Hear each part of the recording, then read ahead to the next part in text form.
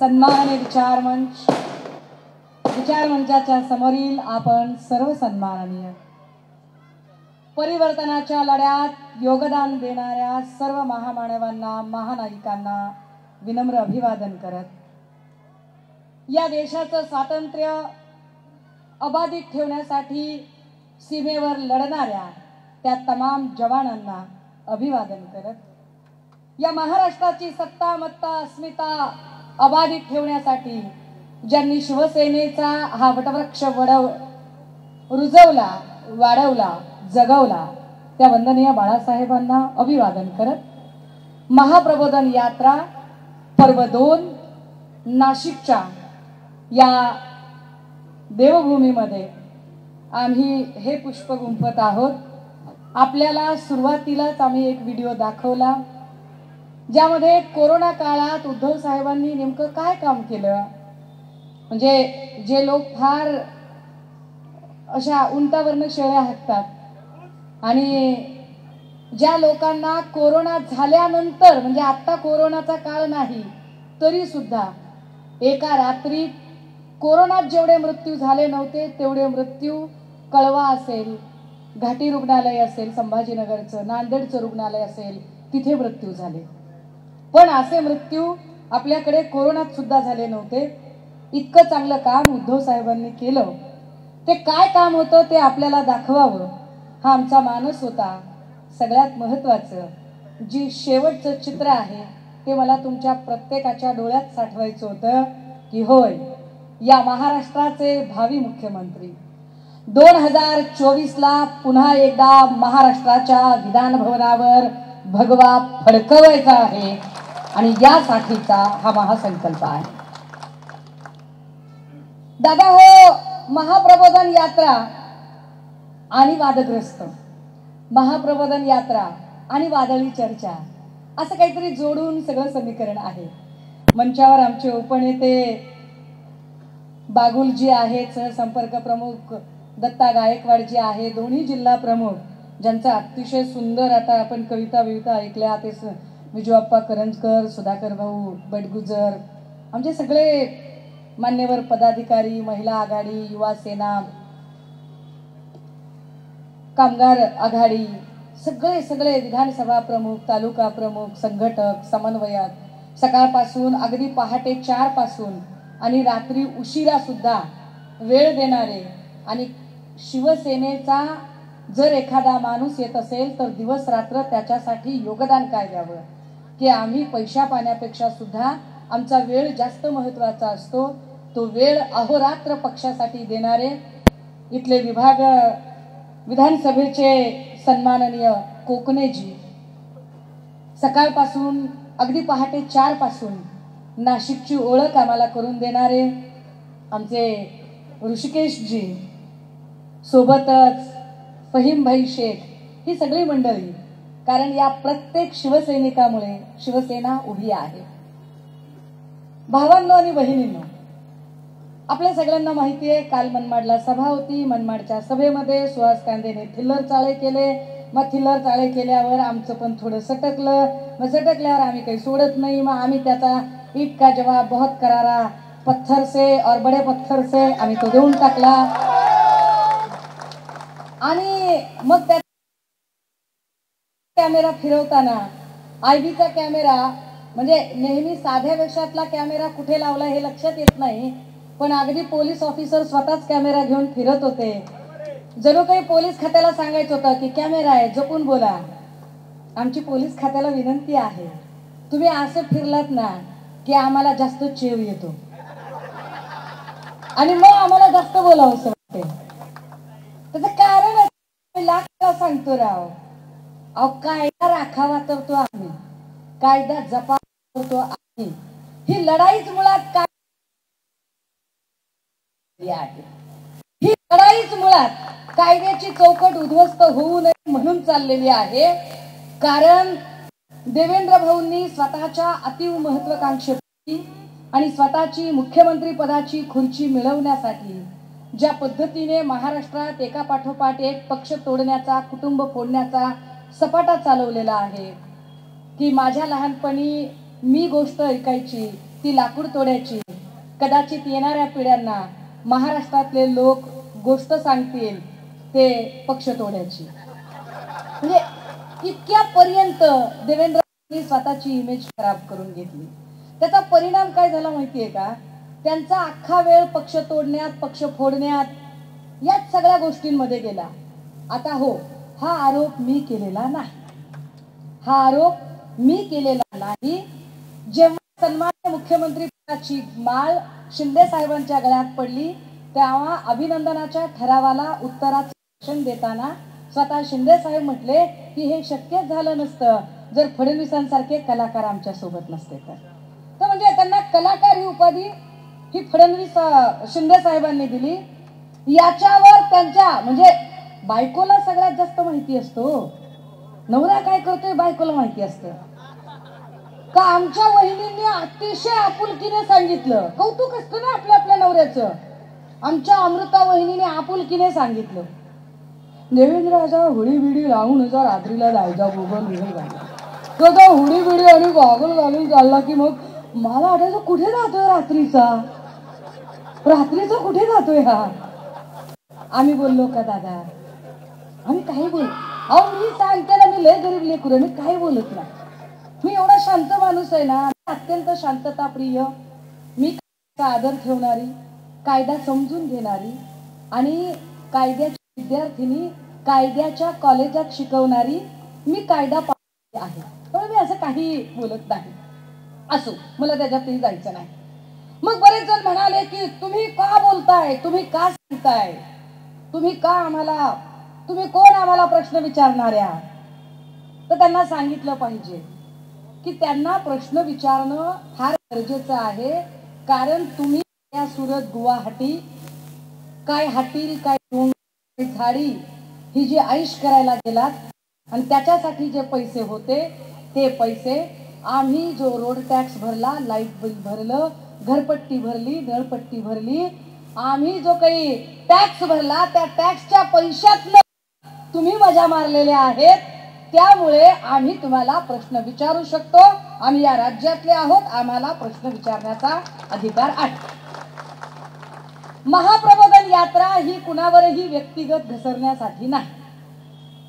हा, पण कुणी आगडीत आलाच तर आम्ही त्याला सोडत पण नाही. आमची खोड आम्ही पहिला वार करत नाही, पण आमची कुणी खोड काढली तर त्याला मुळासकट उपटून काढायला आम्ही कमी करत नाही. ही आमची स्टाईल आहे.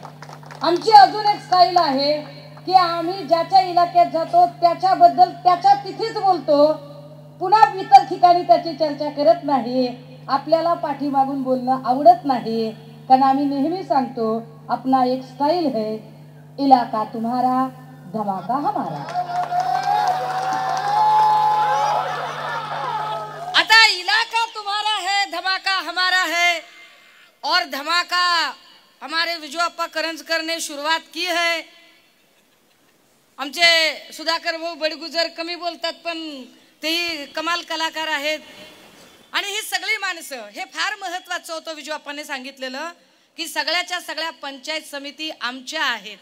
आमच्या म्हणजे हे हेमंत गोडसेंना वगैरे माहिती असावं की 4-2 गद्दार जरी तुमच्या सोबत असले तरी सुद्धा जे हाडाचे शिवसैनिक आहेत, ज्यांना कुणीही विकत घेऊ शकत नाही, ते अजूनही इथेच आहेत, तळ ठोकून आहेत. त्यामुळे नेते गेले तरी आम्हाला फरक पडत नाही, कारण गोडसे असतील किंवा भुसे असतील हे गेले असतील, पण यांना घडवणारे तुम्ही सगळे इथे आहात. आणि म्हणून मी कायम असं सांगते की शेतकरी शेतामध्ये पेरतो, कष्ट करतो, कधी कधी त्यानं पेरलं, धान्य उगवून आलं, रास झाली, खळं झालं, पोते भरून ठेवले, एखादा भामटा चोर येऊन पोते चोरून घेऊन जातो. पण तुम्ही अशी पोती चोरून न्याल, आमची पेरण्याची कला चोरू शकणार नाही. शिवसेना उद्धव बाळासाहेब ठाकरे हा माणसं पेरणारा पक्ष आहे. आम्ही माणसं पेरत जातो. देवेंद्र भाऊ, तुम्हाला माणसं पेरता येत नाहीत, तुम्हाला माणसं चोरता येतात. त्यामुळे तुम्ही चोरी करावी बिनधास्त, आमचं काही म्हणणं नाही त्याच्याबद्दल. इंटेल आणि IBचे सगळे कॅमेरे अगदी फ्रंटला ठेवा, टॉप टू टॉप सगळं दिसलं पाहिजे, आहे का नाही? एक ना एक मुवमेंट दिसली पाहिजे. रंग सावळा, सशक्त बांधा, मध्यम उंची, केस कुरळे, पोशाख साडी, भाषा मराठी, सदरील वर्णनाची व्यक्ती आपल्या हद्दीत आल्यावर तिचे भाषण ध्वनी चित्रमुद्रित करावे. ती व्यवस्था नसेल तर ध्वनिमुद्रित करावे. तीही व्यवस्था नसेल तर टंकलिखित करावे. पण काही का असेना तिचे भाषण रेकॉर्ड करावे. ही जी तुमच्या मुख्यमंत्री गृहमंत्र्यांची ऑर्डर आहे, तुम्ही नीट फॉलो करा. चेहरा भूलना नहीं चाहिए. आपण काही खाऊन पिऊ नाही काही कुणाचं, नाही, आपण आपल्या कष्टाची खाणारी माणसं आहोत. दादा हो, महाप्रबोधन यात्रा ही इश्यू बेस्ड काही मुद्दे घेऊन येते आणि त्या ठिकाणच्या काही स्थानिक प्रश्नांवरती चर्चा करण्याचा प्रयत्न करते.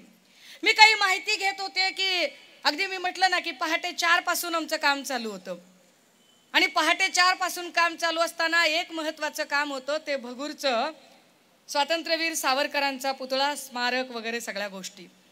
मला ते बघताना सहज कुतूहल वाटलं.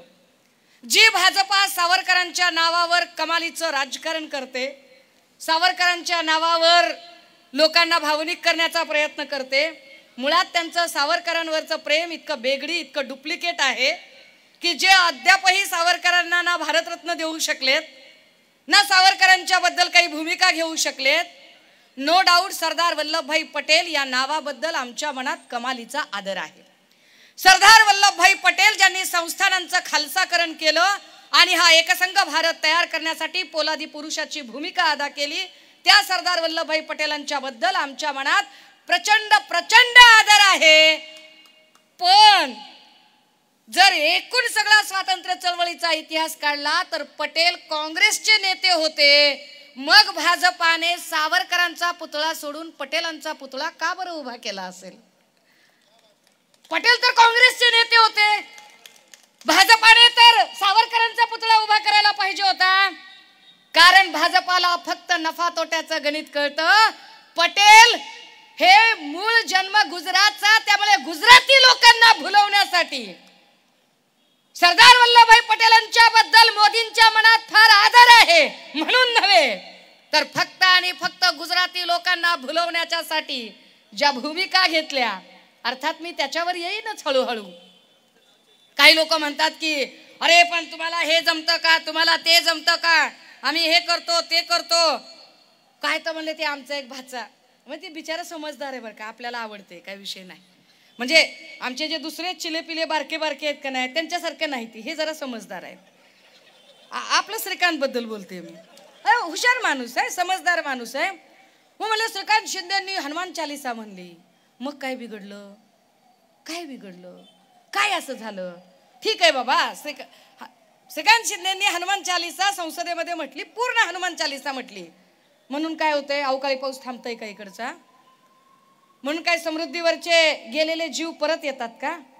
होतंय काय त्याच्यामुळं? हनुमान चालीसा नक्की म्हणता यावी, म्हणावी, चांगली गोष्ट आहे. अथर्वशीर्ष म्हणता यावं, श्लोक म्हणता यावेत, वेद यावं, स्मृती यावं, श्रुती यावं, अगदी रुद्राभिषेक म्हणता यावेत, गायत्री मंत्र यावा, वराहपुराण, कुर्मपुराण, कच्छपुराण, मत्स्यपुराण, सगळी पुराणं माहिती असावीत. सगळ्या पोथ्या पाठ, शिवलीला अमृतापासून ते तुकोबारायांच्या गाथेपर्यंत, ज्ञानेश्वरीपर्यंत सगळे सगळे ग्रंथ, सगळं पाठ असावं. पण राजे हो, हे सगळं पाठ कशासाठी करायचे? ही पात्रता कशाची? तर ही पात्रता पौरोहित्य करण्याची, गुरुजी म्हणून एखाद्या मंदिरात काम करण्यासाठीची किंवा शंकराचार्य होण्यासाठीची. ही पात्रता राजकीय मतदारसंघाचा प्रतिनिधी होण्याची कशी असू शकते? मतदारसंघाचा आमदार किंवा खासदार म्हणून काम करायचं असेल तर मतदारसंघातले प्रश्न तुम्हाला माहिती आहेत का, हे जास्त महत्त्वाचे आहे. हे जेव्हा मतदाराला कळेल ना, तेव्हा खऱ्या अर्थाने तुमचं प्रबोधनही झालं असेल आणि खऱ्या अर्थाने भारतामधले प्रश्नही सोडवण्यासाठी स्वतः तुम्हीच सज्ज झालेले असाल. धर्म आणि राजकारण या दोन गोष्टींची फारकत होणं गरजेचं होतं. अरे दादा हो, राजकारणाचं आध्यात्मिकरण होणं चांगली गोष्ट आहे. राजकारणाचं आध्यात्मिकरण व्हावं, राजकारणातल्या लोकांना पाप पुण्य कळावं, योग्य अयोग्य कळावं, नीती अनिती कळावी, नीती अनितीने व्यवहार कसा करावा हे सुद्धा कळावं. राजकारणाचं आध्यात्मिकरण होणं कधीही चांगलं आहे. अरे पण अध्यात्माचं राजकारण होतंय हे जास्त वाईट आहे. इथे राजकारणाचं आध्यात्मिकरण होत नाहीये, अध्यात्माचं राजकारण होतंय, जे प्रचंड वाईट आहे, ज्यावरती काम करणं गरजेचं आहे. म्हणून आम्ही महाप्रबोधन यात्रेच्या माध्यमातून एक भूमिका घेऊन, ती भूमिका काय आहे की समजा नाशिक आहे, नाशिकमध्ये रेल्वे व्हीलच्या कारखाना होणार असं केंद्रीय मंत्री अनंत गीते साहेबांच्या काळात तो 17-18ला भूमिपूजन झालं वगैरे. एनी हाऊ काही गोष्टी घडल्या, सरकार गेलं, आम्ही सन्मानाने बाहेर पडलो आणि केंद्रात काही आम्ही राहिलो नाही. रेल्वेचा विषय केंद्राचा होता. व्हील कारखाना हा तिकडनं येणारा अवजड उद्योग मंत्रालय. सन्माननीय नेते अरविंद भाईंनी एका शब्दावर सहजपणे त्या मंत्रिपदाला लाथाडून ते बाहेर पडले. पण ही विकासाची कामं, रेल्वे व्हीलचा कारखाना जो नाशिकमध्ये उभा राहणार होता, त्याचं पुढे काय झालं? काय पाठपुरावा केला बरं खासदाराने इथल्या? तर शून्य. त्याच्यावर काम काहीच नाही झालं. तीच गोष्ट इलेक्ट्रिकल हबची होती. सिन्नर तालुक्याच्या पांडुर्लीला एक कृषी टनचा बॅनर लावून 100 एकरांमध्ये मोठं काहीतरी उभं करावं बाबा, ज्याच्यामध्ये कृषीशी संबंधित सगळ्या गोष्टी असतील. बड्या बड्या बात आण कंबर मेला. आता उद्घाटन चिकार केली हो, उद्घाटन आणि बातालाही मारल्या. उपयोग काय? नुसतं हा फोटोजीवी लोक, फोटोजीवी, एक नंबर फोटोजीवी. पुरातन मंदिरांचं जतन करण्याच्या नावाखाली नाशिकचे प्रश्न आहेत. मी सकाळपासून, कारण मी रामकुंडाच्या तिकडे गेले, कपालेश्वर मंदिराच्या तिकडे गेले, तेव्हा काहींनी सांगितलं की ताई पूर परिस्थिती झाली. पूर परिस्थितीमध्ये पाणी इथपर्यंत गेलं ताई, एवढे सगळे भाग हा खाली गेला होता. आता पाणी एवढ्या वर चढल्यानंतर यांनी एक नवीन टूम काढली. काय? पुरातन जी घरं आहेत, पुरातन इमारती आहेत, त्या आपल्याला पाडाव्या लागतील, हे करावं लागेल, ते करावं लागेल, त्याचा विकास करावा लागेल, blah blah blah blah blah. पुरातन मंदिरं आपल्याला काय काय करायची आहेत. पण केलं काय? केलं काहीच नाही. उलट त्या लोकांना तिथे नाही. हे मी कसं काय बोलणार? नाही, मी सज्जन लेकरू आहे, मी नाही बोलत असलं काय. हा, आज असो, आता जाऊ दे. आता ह्या सगळ्यांवरती त्या उलट पूरग्रस्त भागातली घरं म्हणून धड त्या घरांचं त्यांनाही डेव्हलपमेंट करू देत नाहीत आणि सरकारही स्वतः त्याच्यावरती निर्णय घेत नाही. म्हणजे एका अर्थानं जवळपास 5-25 हजारापेक्षा जास्त, मला वाटतं 60-65 हजाराची लोकसंख्या असेल. ही एवढी सगळी जी माणसं आहेत, एवढ्या सगळ्या लोकांची अडवणूक केली जाते. आणि करतील काय? पुन्हा एकदा इलेक्शन येईल, पुन्हा एकदा थापा मारतील, बाटा मारतील. इलेक्शन समोर आलं की पुन्हा एकदा करेंगे, त्या करेंगे, बाबा आएंगे, बकरा काटेंगे, बिरयानी बनाएंगे, वोटे हमको, हड्ड्या तुमको. असंच ना? काय धंदा आहे हे? आम्ही दादा हो, इश्यू बेस्ड काम झालं पाहिजे. लोकांचे प्रश्न काय आहेत ते सोडवले गेले पाहिजेत. अहो काय काय गोष्टी करून ठेवल्या. केंद्रीय मंत्री कपिल पाटील काय म्हणजे नग माणसं आहेत, नग माणसं एकदम. लॉजिस्टिक पार्कचं भूमिपूजन 21-22चं भूमिपूजन आहे. किती लोक आली हो उद्घाटनाला, किती लोक आली. ढिगानं माणसं आणली. हे नुसतं फोटो सेशन, नुसते व्हिडिओ. पत्रकारच मला प्रश्न विचारायला लागले, ह्याचं काय झालं ताई त्याचं. अरे म्हणलं दादा मी नाही सरकारमध्ये, विसरायला लागलाय का तुम्ही? मला नका विचारू, कपिल पाटील आल्यावर विचारा. पाहिजे तर मी धाडून देते. तुमचा लय धोसरा काढलाय. नाशिकचे पत्रकार आठवण काढतात कपिल पाटील कसे आहेत म्हणून. मी पाठवते त्यांना विचारा तुम्ही की लॉजिस्टिक पार्कचं काय झालं. लॉजिस्टिक पार्कचं भूमिपूजन जे कपिल पाटलांच्या हस्ते झालं होतं, अद्यापही त्याचं काम सुरू झालं नाही. नुसत्या कुदळी मारायच्या. कुदळ मार, नारळ फोड, काढ फोटो. कुदळ मार, नारळ फोड, काढ फोटो. त्याच्या पुढे जायचंच नाही. आता म्हणजे मुंबईत सुद्धा बघा ना, मुंबईतल्या कितीतरी गोष्टी नुसत्या कोण शिला बसवतो, याव करतो, त्याव करतो, पुढे काहीच करायचं नाही. हीच गोष्ट नमामि गंगेचा प्रकल्प की आम्ही काय करू, आम्ही नमामि गोदा प्रकल्प याचे भूमिपूजन केंद्रीय मंत्री पुन्हा कपिल पाटीलच. हा काय धंदा आहे हा.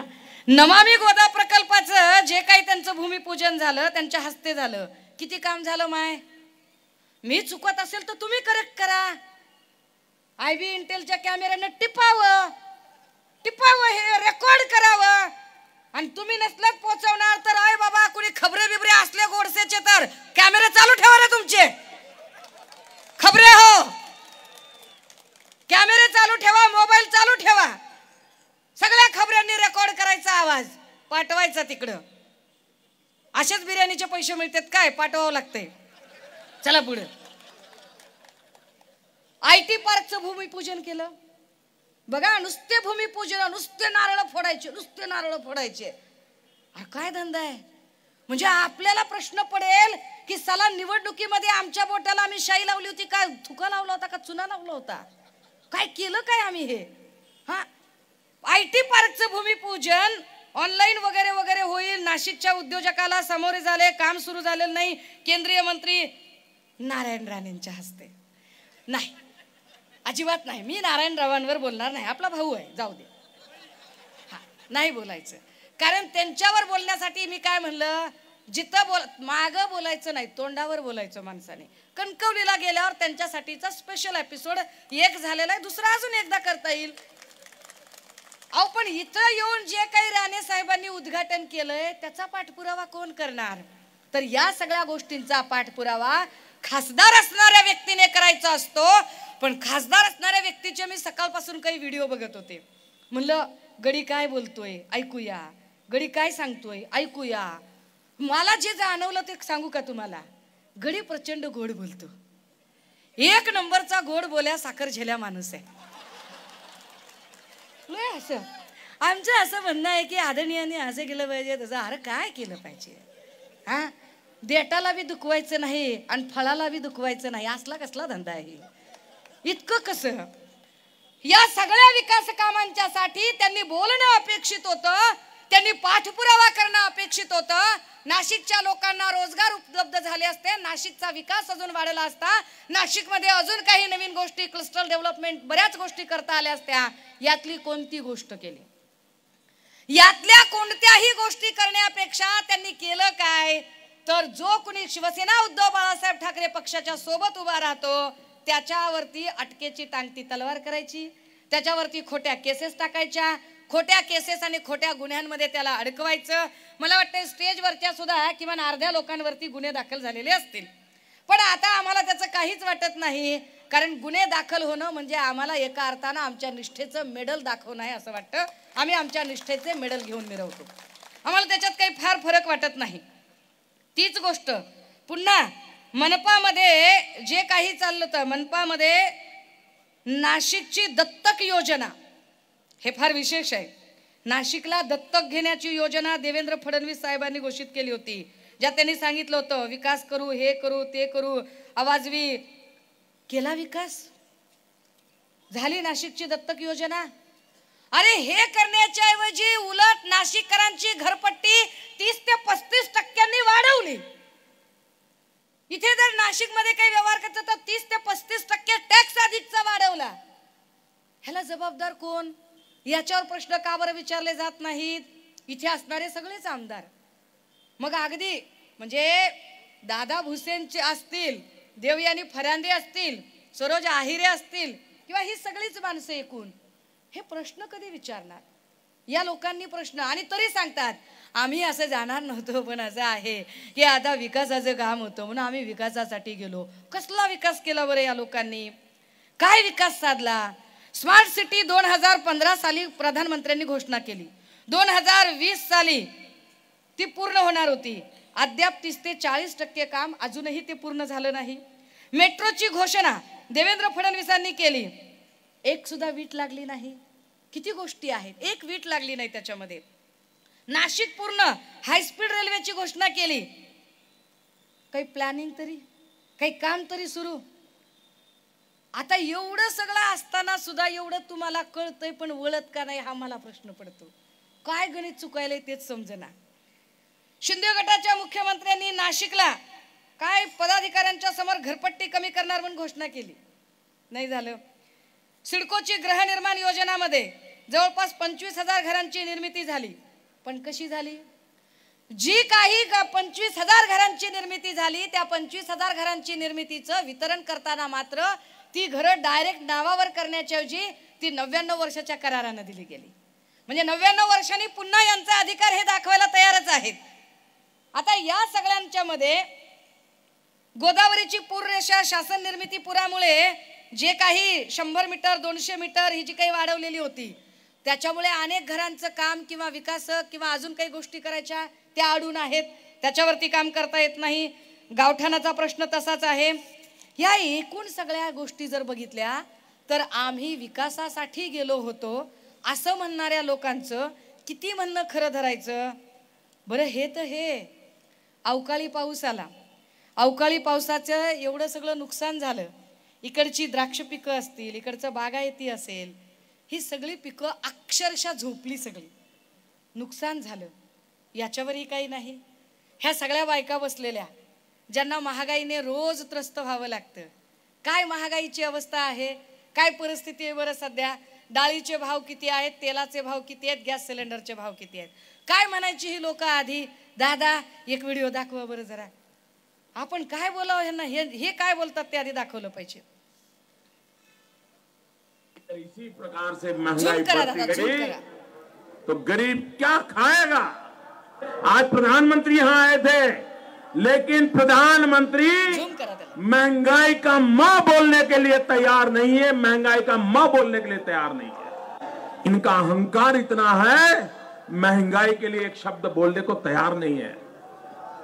मरो तो मरो, आपका नसीब. अरे गरीब के घर में चूल्हा नहीं जलता है, बच्चा रात रात रोता है, माँ आंसू पी के सोती है, और देश के नेताओं को गरीब की परवाह तक नहीं है. मित्र, ये गरीबी का हाल कर दिया है. 4 तारीख को वोट करने जाए तो जरा घर में जो गैस सिलेंडर है ना, उसको जरा नमस्कार करके जाइए. दादा आता तुम्ही सांगा, ऑस्कर द्यावा का नाही. काय बोलते ते, काय बोलतात ते, काय म्हणजे काय कौतुक करावं तेवढं कमी आहे. महंगाई का म बोलने के लिए तैयार नहीं है. कौन अहंकार है प्रधानमंत्री को, कौन. अरे आरशात बघून भाषण करायलेत का काय, स्वतःला समजावून सांगायलेत की काय. अरे 400 रुपयामध्ये गॅस मिळायचा राजे हो, 400 रुपयामध्ये काय गॅसचे भाव झालेत, काय परिस्थिती झाली आहे. हा सगळा सिलेंडरचा भाव वाढला. हे कसले आजचे दिन आणणार होते आमच्यासाठी, काय विकास करणार होते. हेमंत गोडसे सारख्या लोकांना प्रश्न विचारले पाहिजेत की अरे बाबा ही विकास होता का. तुम्ही नाशिककरांचे प्रश्न सोडवायला गेलात ना, तर मग नाशिककरांच्या प्रश्नांवर बोला ना. आनंदाचा शिधा हा विकास असू शकत नाही राजे हो, लक्षात घ्या. आनंदाचा शिधा ते देतात याचा अर्थ असा आहे, सणावाराला तुम्हाला आनंदाचा शिधा देतात याचा अर्थ असा आहे की सणावाराला सुद्धा आपल्या आवडीचं करून खावं, आपल्या आवडीचं गोडधोड आपण विकत आणावं, एवढी सुद्धा ऐपत मोदी सरकारने आपली ठेवलेली नाही. एवढा आपल्याला भुके कंगाल करून टाकलेला आहे की त्यांनी दिलं तरच आपण खावं लागतं, नाही तर आपण खाऊच शकत नाही. ही परिस्थिती आहे राजे हो. महाप्रबोधन यात्रा एक वेगळा विचार मांडण्यासाठी आहे की आम्हाला फ्री राशन नकोय. तुमची खरंच नियत आहे ना की महाराष्ट्राचं आणि भारताचं भलं व्हावं. जर महाराष्ट्राचं भलं व्हावं असं सन्मान्य मुख्यमंत्री आणि उपमुख्यमंत्र्यांना वाटत असेल तर आम्हाला फ्री राशन नको, आमच्या लेकरांना फ्री एज्युकेशन द्या, ते जास्त गरजेचं आहे. 10-5 सणाला 100-100 रुपयाची थैली, अर्धा किलो रवा, अर्धा किलो मैदा, आणि जे तेल अक्षरशः लोक दिव्याला सुद्धा वापरताना 10 वेळा विचार करतील इतकं निकृष्ट आणि घाणेरड्या प्रतीचं तेल. अशी 5 वेळा 100-100 रुपयाची बॅग 500 रुपये वर्षाला देऊन आमच्यावर उपकार केल्याची भावना दाखवू नका. जर खरंच महाराष्ट्राचं भलं करायचं असेल तर आमच्या लेकरांना फ्री मध्ये क्वालिटी एज्युकेशन कसं देऊ शकाल ते सांगा, ते जास्त महत्वाचं आहे. पण यावर ते बोलतच नाहीत. क्वालिटी एज्युकेशन आमच्या शेतकऱ्यांच्या लेकरांसाठी जास्त गरजेचं आहे, कारण आमचं शेतकऱ्याचं लेकरू जाऊ शकत नाही ना पोद्दार बिद्दार सारख्या शाळेमध्ये. ज्या शाळांमध्ये युनिफॉर्म आम्ही देऊ, पुस्तक आम्ही देऊ, वही आम्ही देऊ, सॉक्स आम्ही देऊ, बूट आम्ही देऊ, आय कार्ड आम्ही देऊ, बस आम्ही देऊ, पुस्तकाचं कव्हर आम्ही देऊ, शिक्षण क्लासला जाऊन घ्या. गोरगरिबाची माणसं भरू शकतील? अरे गोरगरिबाची अवस्था किती वाईट आहे. गोरगरिबांचा यांनी कधी विचार केलाय? सकाळी कुणीतरी पत्रकार मला विचारत होते की ताई ते असं म्हणाले की शेतकऱ्यांच्या प्रती आपण संवेदनशील नाही. अरे आम्ही लाख संवेदनशील असू पण सरकार आमच्या हातात कुठे आहे? पण तुम्ही संवेदनशीलता दाखवायला पाहिजे. तुम्ही संवेदनशील आहात का? दादा एक व्हिडिओ दाखवा, यांची संवेदनशीलता काय आहे ती दिसली पाहिजे. झूम कराओ दादा, झूम आगे जाकर क्या करना है? किसान का बेटा हूं, खेती करूंगा. किसान तो सिर्फ जूझने के लिए पैदा हुआ है. ही ऍड आहे त्यांची, खेती बाड़ी से जाहिरात आहे. कुछ नहीं मिलता बेटा. बहुत जल्द मिलेगा फसल उगाने का ज्ञान भी, फसल का सही दाम भी और किसान होने का सही मान भी. अच्छे दिन आने वाले हैं बाबा. वो कैसे? मोदी जी को जिताएंगे, भाजपा को बहुमत दिलाएंगे, तभी अच्छे दिन आएंगे. कमल का बटन दबाएंगे, भाजपा जिताएंगे. या कांद्याला भाव नाही, आम्ही काय करायचं? शेतकऱ्याला का मारून टाकायचंय का तुम्हाला सरकारला? त्या शिंदेला निवडून दिला, त्या शिंदेला देवेंद्र फडणवीसला म्हणा कांद्याला भाव दे. असा काय करतोय तुम्हाला मोद्याला म्हणा? आम्हाला काय हाय का नाही? आम्ही वावर गाण ठेवून कर्ज काढलं, लागवड केला ना, आम्हाला मरायचा वखत आलाय.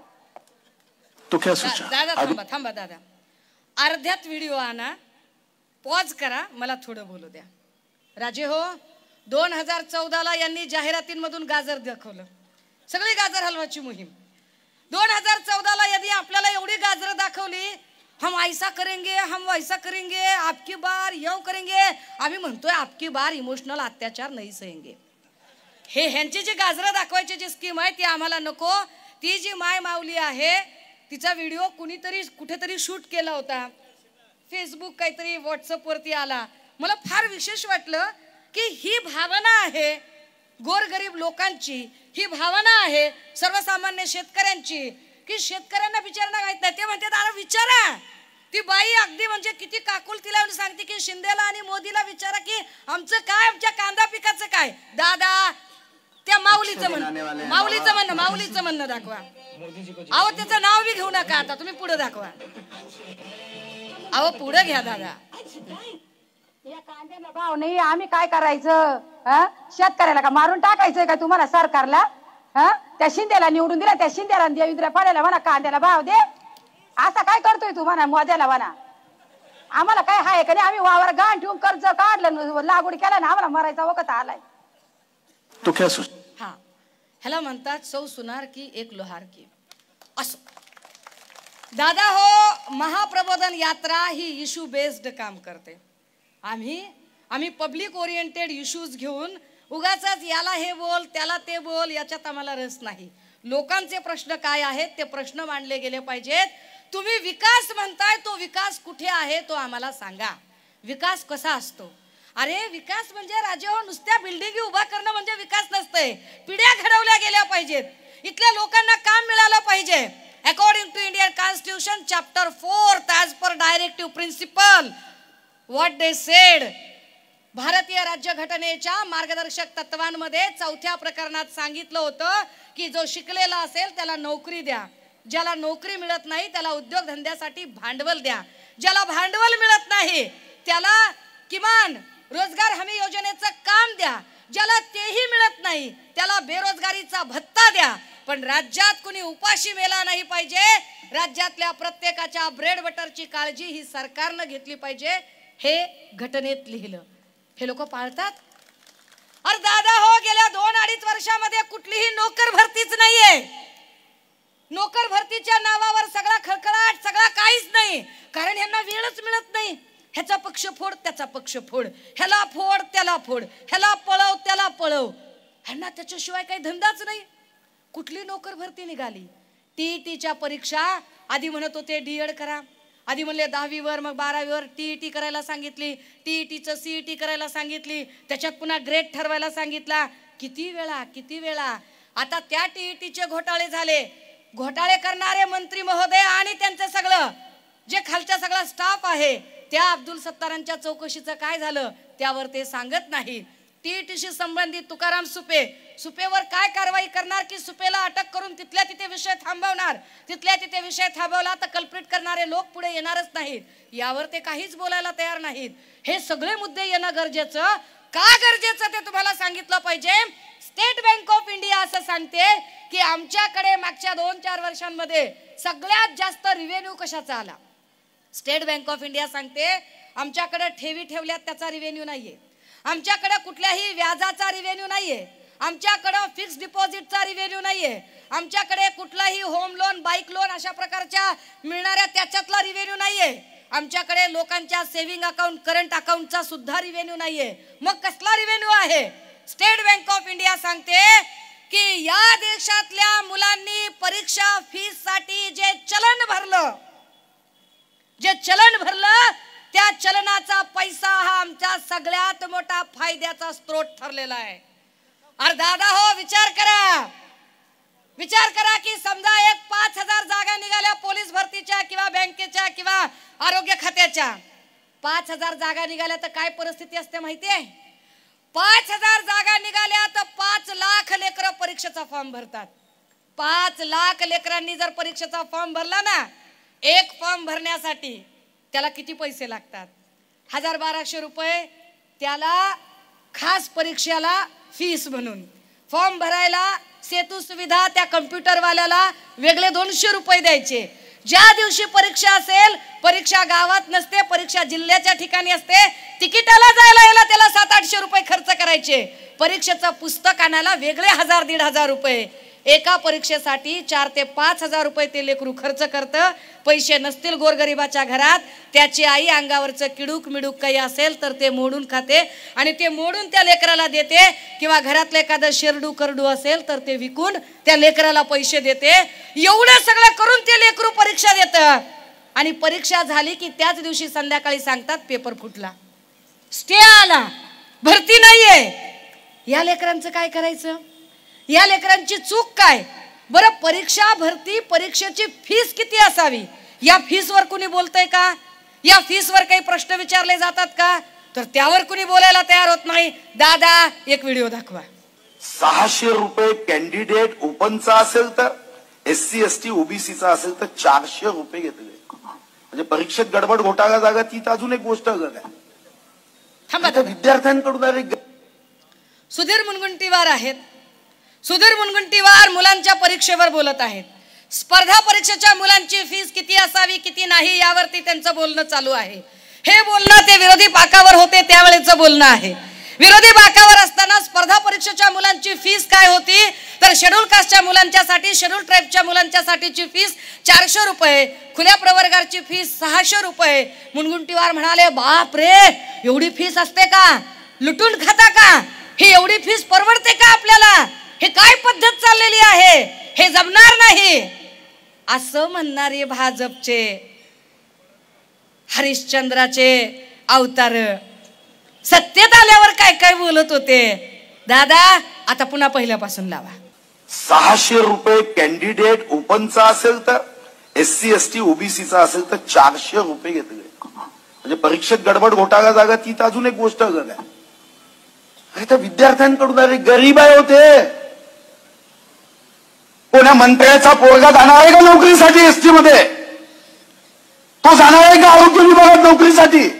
आहे का एक बाईक आलाल की जो म्हणतो की माझा पोरगा क्लास 3 ची नोकरी कराय. आई तर आपल्याला सरकार काय 1,000 रुपयाने गरीबही होत नाही, श्रीमंतही होत नाही.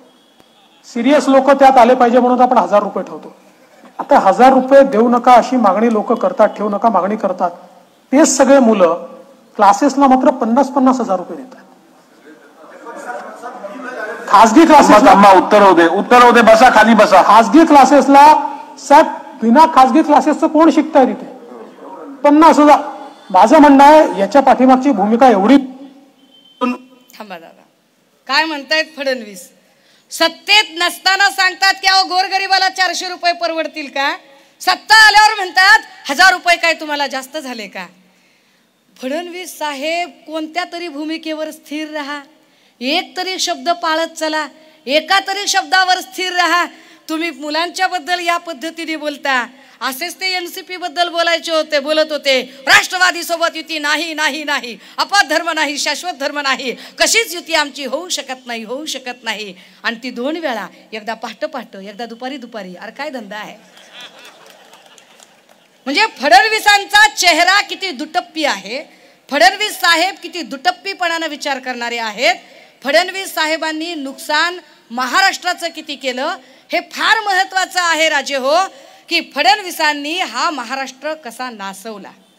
स्वतःच्या सत्तेच्या महत्वाकांक्षेपोटी विरोधी बाकावर असताना वेगळी वक्तव्य, सत्तेत असतानाची वेगळी वक्तव्य, गृह खात्याचा वापर फक्त आणि फक्त विरोधकांवर अंकुश ठेवण्यासाठी आणि विरोधी बाकावरच्या लोकांचे एकूण जे सगळं संघटन आहे ते संघटन मोडीत काढण्यासाठी म्हणून ठरवून भाजपचे गृहमंत्री आणि उपमुख्यमंत्री देवेंद्रजींनी त्याचा वापर केला. मी परवा दिवशी पुण्यामध्ये बोलले, मी नाशिकमध्ये पुन्हा एकदा बोललं पाहिजे, ठरवून बोललं पाहिजे. मी असं म्हटलं की मुंग्या वारूळ बनवतात, मुंग्या, परंतु जेव्हा वारूळ तयार होतं ना त्या वारुळात मुंग्यांना राहण्याचं भाग्य मिळत नाही, मग वारुळामध्ये सरपटणारे विषारी प्राणी राहायला येतात.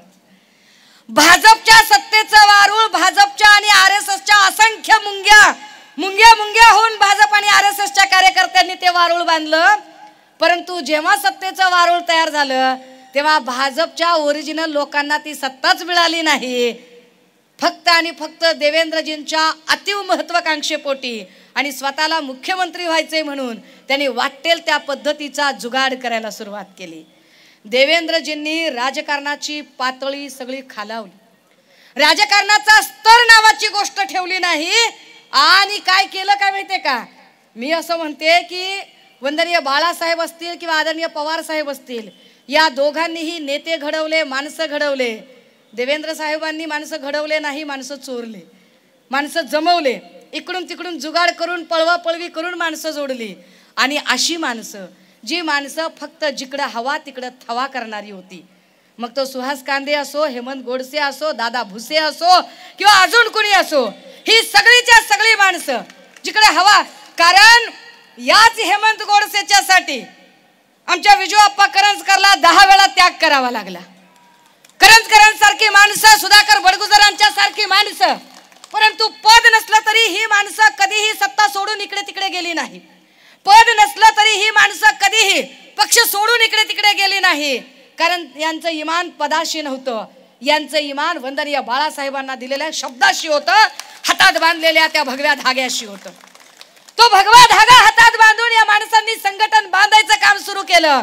परंतु त्यांच्या जीवावर मोठं झालेले गोडसे असतील किंवा दादा भुसे असतील किंवा ही असंख्य लोक असतील, ही लोक फक्त आणि फक्त शिड्या म्हणून वापरत गेली. आता गरज आहे यांच्या पायाखालची शिडी काढण्याची आणि यांना यांची जागा दाखवण्याची. परंतु आम्ही ती जागा का दाखवायची म्हणतोय तर आम्ही शांतपणे आणि संयमाने सांगतोय की अशी जागा दाखवण्याची गरज यासाठी आहे ते आम्हाला सत्ता हवी आहे म्हणून नाही, तर महाराष्ट्राची बेटरमेंट करायची असेल, महाराष्ट्राची पिढी घडवायची असेल तर हा बदल गरजेचा आहे. अन्यथा महाराष्ट्राची जनता, आता जे दिसतंय ना सगळं चित्र, या चित्रामध्ये अजून एका नव्या प्रॉब्लेमची भर पडते, ती म्हणजे ड्रगच्या रॅकेटची. हे ड्रगचं रॅकेट ज्या पद्धतीने वाढत चाललेलं आहे, हे ड्रगचं रॅकेट ज्या पद्धतीने कार्यरत आहे, मी सकाळच्याही पत्रकार परिषदेमध्ये सांगितलं, IB इंटेलच्या लोकांनी सतर्कतेने रेकॉर्ड करावं, सतर्कतेने रेकॉर्ड करावं. ललित पाटील या प्रकरणावर भूमिका मांडताना मी ती भूमिका शिवतीर्थावरूनही मांडली होती, मी ती भूमिका आजही मांडते. भूमिका अशी होती की मी भूमिका पक्षीय राजकारणाच्या पलीकडे जाऊन मांडताना सांगते की आई म्हणून, बहीण म्हणून, मुलगी म्हणून मला काळजी आहे की माझ्या राज्यातला जो नवा तरुण आहे, ही तरणी बांड पोरं व्यसनामध्ये अडकली नाही पाहिजेत, ही पोरं व्यसनाच्या विळख्यात नाही गेली पाहिजेत, या पोरांची पिढी चांगली घडली पाहिजे. परंतु ललित पाटील सारखे जर माफिया तयार होत असतील, हे माफिया तयार कसे होतात? दादा भुसेंना मी बोलल्याचा राग आला, पण होय माझा पुन्हा एकदा प्रश्न आहे भुसेंना, तुम्ही पालकमंत्री होतात या नाशिकचे, तुम्ही पालकमंत्री असताना मला साधा प्रश्न पडतो की अरे बाबा इकडे एवढ्या बायका बसलेल्या आहेत, एक ब्युटी पार्लर उघडायचे, एक टेलरिंगचं दुकान उघडायचे, एखादी पिठाची चक्की टाकायची, माय आपल्याला किती कागदपत्र लागतात? रहिवासी आणलंय का? ओळखपत्र आणलंय का, आधार कार्ड आणलंय का, मतदानाचं कार्ड आहे का, जीएसटी काढलंय का, शॉप ऍक्ट काढलाय का, है की नाही, रेंट अग्रीमेंट केलंय का, जागेची चतुर्सीमा कुठे आहे, नकाशा कुठे आहे, नजरी नकाशा कुठे आहे, अमुक परवानगी घेतली का, तमुक परवानगी घेतली का, लाईट बिलाचा कागद कुठे आहे. एक दुकान काढताना ना, एक छोटस दुकान काढताना अरे 1200 कोटीचा ड्रग जिथे सापडतो एवढं मोठं ट्रान्झॅक्शन होतं. नाशिकच्या प्रशासनाला कळत कसं नाही. नाशिकच्या प्रशासनावर पालकमंत्र्याची पकड ढिली असते का. मग आम्ही प्रश्न विचारला तर चुकलं कुठं की आम्ही म्हणतो की दादा भुसे तुम्ही पालकमंत्री म्हणून सपशेल नापास आहात, सपशेल नापास आहात, की तुम्हाला ते कळत नाही. आणि यावर त्यांचं म्हणणं असेल की नाही नाही मला कळत होतं. मग कळत होतं तर तुम्ही चालू का दिलं. आमचं सरळ साधं म्हणणं आहे, दो बातें हो सकती है सनम तेरे इनकार किया इकरार की.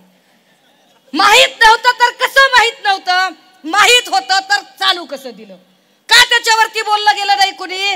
अरे राजे हो तुम्ही विचार केला, साधा कुठलाही आजार असेल, कुठल्याही अगदी कॅन्सरची केमोथेरपी असेल तर त्या केमोथेरपी मध्ये सुद्धा कुणीही 2-3 महिने सलगपणे दवाखान्यात ऍडमिट होत नाही.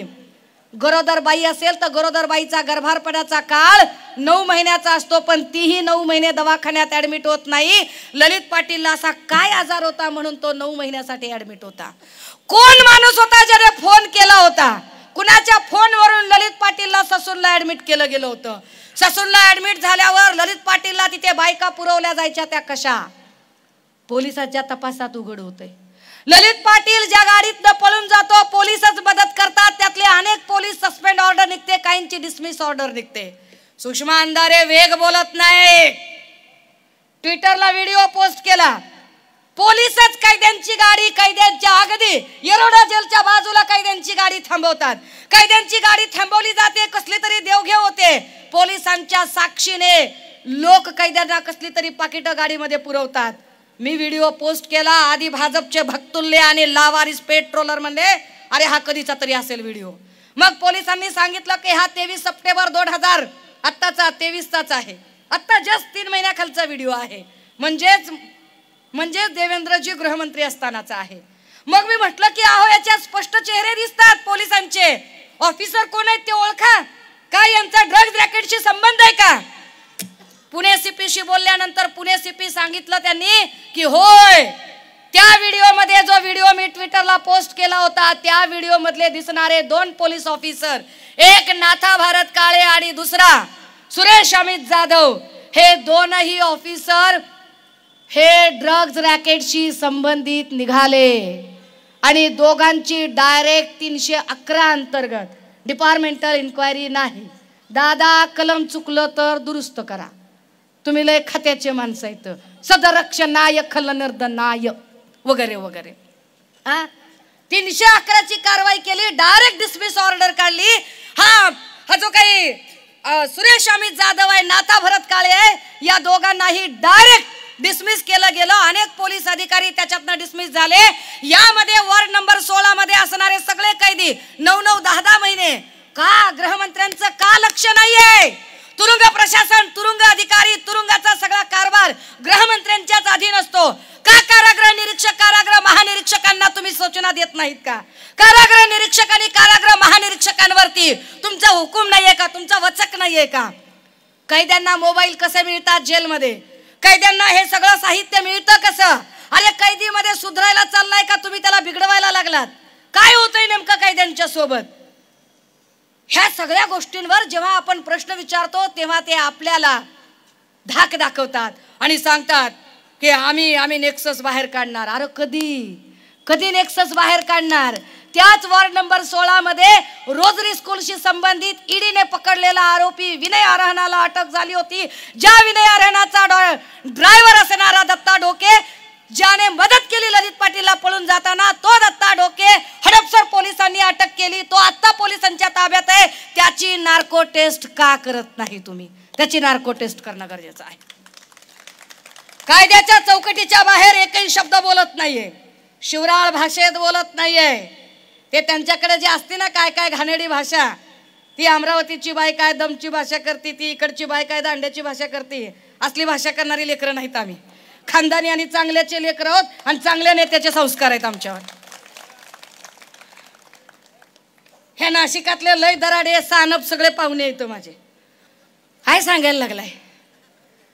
अरे इतकं कायद्यात राहून इतकं तंतोतंत राहून सांगतोय आम्ही की अरे कारागृहात ना एखादा कैदी जर शिफ्ट करायचा असेल दवाखान्यामध्ये तर कारागृहातून कैदी शिफ्ट करताना एक कारागृहाचं मेडिकल बोर्ड असतं. आधी डॉक्टर तपासतात. डॉक्टरांच्या जर लक्षात आलं की आपण उपाय करू शकत नाही तर मेडिकल बोर्डकडे केस जाते. मेडिकल बोर्डचा चीफ सांगतो की आता याला पुढे हलवावं लागेल, आम्ही त्याचा उपचार करू शकत नाही.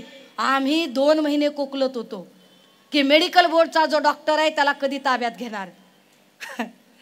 मग ते म्हणायचे मग तुम्हाला काय वाटतंय अजून काय केलं पाहिजे? अरे सगळं जर मीच सांगायचंय तर गृहमंत्री पदाची खुर्ची द्या माझ्याकडे. तुम्ही कशाला गृहमंत्री म्हणून राहताय? मी करून दाखवते तुम्हाला गृह खातं कसं चालवायचं असतं. मी चालवून दाखवते. अख्खा कायदा दाखवते, डिपार्टमेंट दाखवते, कलम बा कलम करून दाखवते. कुणाला येड्यात करता? कुणाच्या आशीर्वादाने जिल्ह्यामध्ये कुणाच्या आशीर्वादाने जिल्ह्यामध्ये मटक्याचे जुगाराचे आकडे चालतात. कुणाच्या आशीर्वादाने दारूच्या भट्ट्या चालतात. कुणाच्या आशीर्वादाने पब चालतो.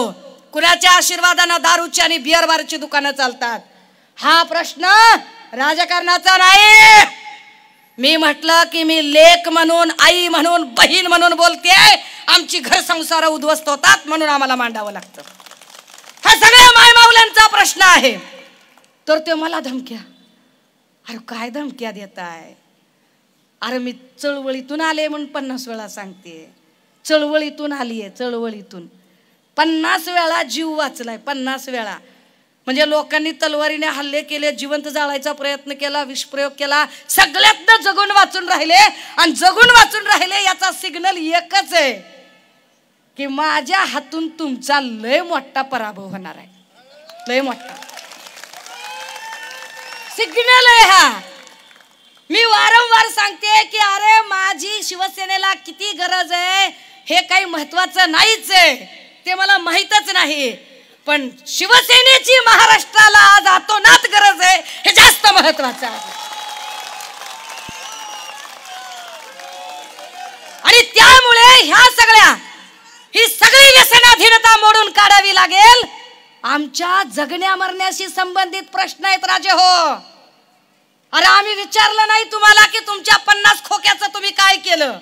आम्ही विचारलं नाही तुम्हाला की तुमच्या गद्दारीचं तुम्ही काय करताय. अरे खुशाल कमवा लाखो आणि करोडो, पण तुमचे लाखो करोडो कमवण्यासाठी गोरगरिबाच्या घरातल्या तरण्या बाण लेकरांना का नासवताय? तरण्या बाण लेकरांचं भविष्य का उद्ध्वस्त करताय तुम्ही? तुमच्या राजकारणाचं रॉ मटेरियल पाहिजे म्हणून का? तुमच्या राजकारणात आणि तुमच्या मोर्चांमध्ये जय हो करत गुलाल उधळला पाहिजे म्हणून?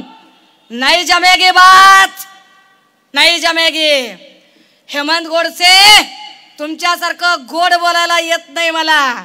होय होय माझ्या बोलण्यात रग आहे, कारण माझ्या जगण्यात धग आहे. मी धगीचं आयुष्य जगून आले. तुम्ही काय मला सांगताय? मला केसेसची भीती दाखवतात, नोटिसा पाठवायची. अरे काय नोटिसा पाठवायच्यात ती पाठवा, बुक बाइंडिंग करून ठेवते घरात. काय पाठवायच्यात ती पाठवा, कारण मी ज्या पद्धतीने बोलत होते ती एक घटना घडत आली. जेल मधला जो मेडिकल बोर्डचा डॉक्टर आहे त्याला नंतर उचललं गेलं. डॉक्टर मरसाळे, डॉक्टर देवकतेची आता अटक झाली. मदत करणारी PSI लेडी पोलीस ऑफिसर होती. लेडी पोलीस ऑफिसर मदत करत होती. अरे कसा विश्वास ठेवायचा आम्ही? तुम्ही रक्षण करणारे आहेत ना आमचं, तुम्ही रक्षण करायचं, तुमच्यावर आम्ही विश्वास ठेवायचा. अरे आम्ही गोरगरिबांनी तुमच्याकडे एखादी तक्रार घेऊन आला तर तुम्ही लिहून घेत नाही तक्रार. तक्रार लिहून घेण्यासाठी तुम्हाला आमदाराला खासदाराला विचारावं लागतंय. खासदारानं सांगितल्याशिवाय तुम्ही तक्रार लिहून घेत नाही. गोडसेला विचारतो, भुसेला विचारतो, फरंदेला विचारतो. त्यांनी केल्यावर सांगायचं काय? तुम्हाला वाटतंय तुम्ही खोट्या केसेस टाकाल आणि शिवसैनिक घाबरतील? नाही, गलात, लय गलात. तुम्ही उचकवताय आम्हाला, तुम्ही डिवचताय आम्हाला. देवेंद्रजी, फोडाफोडीचा खेळ तुम्ही सुरू केला. महाराष्ट्राचं राजकारण अस्थिर करण्याचा खेळ देवेंद्रजी तुम्ही सुरू केला, पण या महाराष्ट्रात सुसंस्कृत राजकारणाची घडी बसून तो खेळ संपवतील उद्धव बाळासाहेब ठाकरे. शब्द आहे आमचा, कारण आम्ही सत्याचे वाली आहोत, आम्ही सत्तेचे नाही. आम्ही सत्यासाठी भांडणारे आहोत. आम्ही इथल्या प्रत्येक माणसाचा प्रश्न, आणि म्हणून लोक आमच्या सोबत आहेत.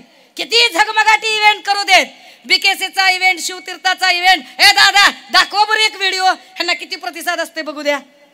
लोक ह्यांच्या पाठीशी किती येते दाखव. शेतकऱ्याचा मुलगा मुख्यमंत्री होऊ शकत नाही? फक्त जमीनदार, सरंजामदार, भांडवलदार आणि जे सोन्याचा चमचा घेऊन आले त्यानेच मुख्यमंत्री व्हायचंय? काय तुमची जागीर आहे? शेतकरी बघा, जीन्सच्या पॅन्टीतला, जीन्सच्या पॅन्टीतला शेतकरी.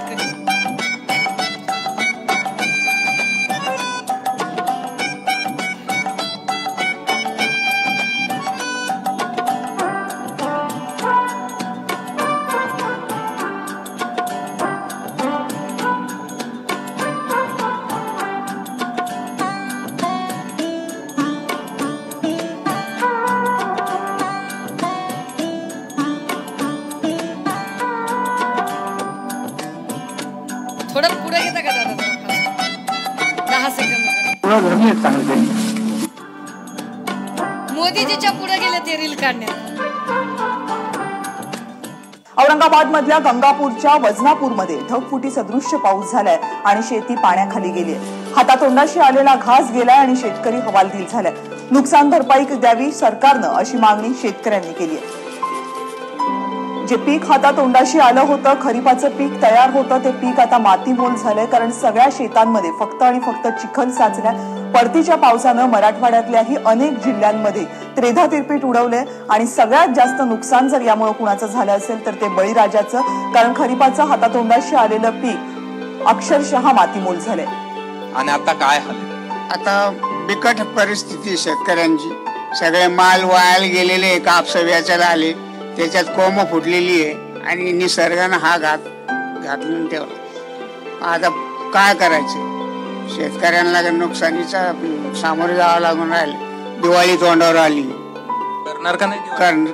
कशाची दिवाळी होती? आता हेच दिवाळी काढलंय. दिवाळी कुठून व्हायची? बायकोचं सोनं गहाण ठेवून आणि कर्जबाजारी करून आम्ही. ही महाराष्ट्रातल्या शेतकऱ्यांची अवस्था आहे. दादा हो, मी म्हटलं की मी इश्यू बेस्ड बोलते. मला जे महत्वाचे प्रश्न वाटतायत ते प्रश्न घेऊन मी बोलतेय. का शेतकऱ्याच्या पोराने मुख्यमंत्री होऊ नये का? सांगते कोण? मुख्यमंत्री शिंदे साहेब. असा कोणता शेतकरी आहे दादा हो राज्यामध्ये की जो शेतकरी आपलं शेत बघायला स्पेशल चार्टरने जाईल, स्वतःच्या मालकीच्या चार्टरने जाईल? शिंदे साहेब चार्टरने जातात. चार्टरने जाऊन शेत बघतात आणि ते वल्गना करतात की मी शेतकऱ्याचा लेख आहे. मुळात शेतकऱ्यांचे प्रॉब्लेम यांना कळत नाहीत. शेतीचं आयात निर्यातीचं धोरण यांना कळत नाही. अरे मिलिट इयरमध्ये, ज्वारीमध्ये तुमच्या आत्ता पीक नुकसान झालंय.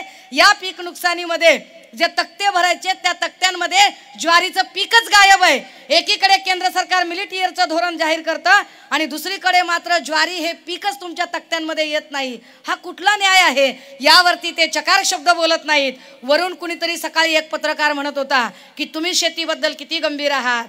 अहो दादा, आम्ही शेतीबद्दल गंभीरच आहोत, पण इथं शेतकऱ्यांची एवढी सगळी अवस्था चालू असताना आमचे सन्माननीय मुख्यमंत्री शिंदे साहेब मात्र 4 राज्याच्या इलेक्शन मध्ये कमलाबाईची पालखी वाहायला गेले होते आणि तिकडे प्रचार करत होते, जेव्हा आमचा शेतकरी अवकाळी आणि गारपिटीनं त्रस्त झाला होता.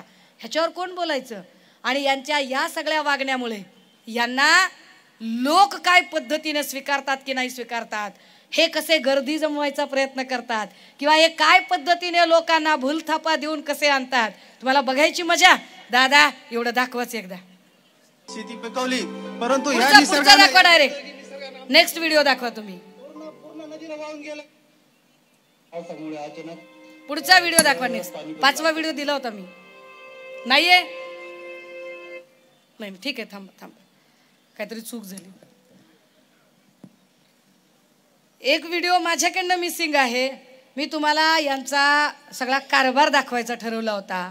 राजे हो, आम्ही ही सगळी जी धडपड आहे या महाराष्ट्राचं चित्र जे विचित्र करून ठेवलेलं आहे, ज्या लोकांनी ना यांना शेतकऱ्यांचा प्रश्न कळलाय, ना यांना विद्यार्थ्यांचा प्रश्न कळलाय, ना यांना बार्टी सारथी महाज्योतीचा प्रश्न कळलाय, ना यांना आरोग्य खात्याच्या कंत्राट भरती आरोग्य सेवकांचा प्रश्न कळलाय, ना यांना अंगणवाडी सेविका बचत गटाच्या बायकांचा प्रश्न कळलाय, ना यांना इथल्या गृह खात्याचा, या सगळ्या प्रश्नांवरती तुम्ही विचार करावा आणि तुम्ही निर्णय घ्यावा.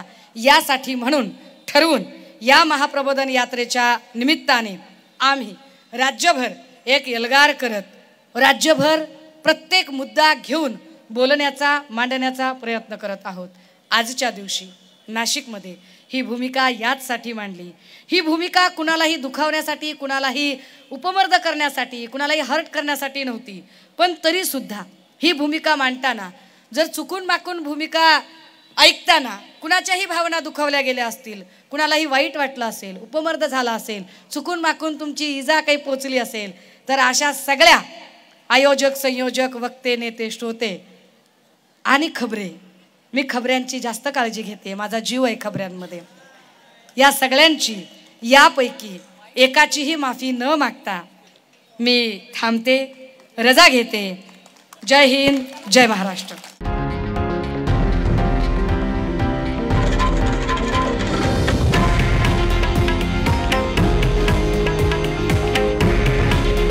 हे आहे देशातील नंबर 1 न्यूज नेटवर्क आणि आपण पाहत आहात TV9 मराठी.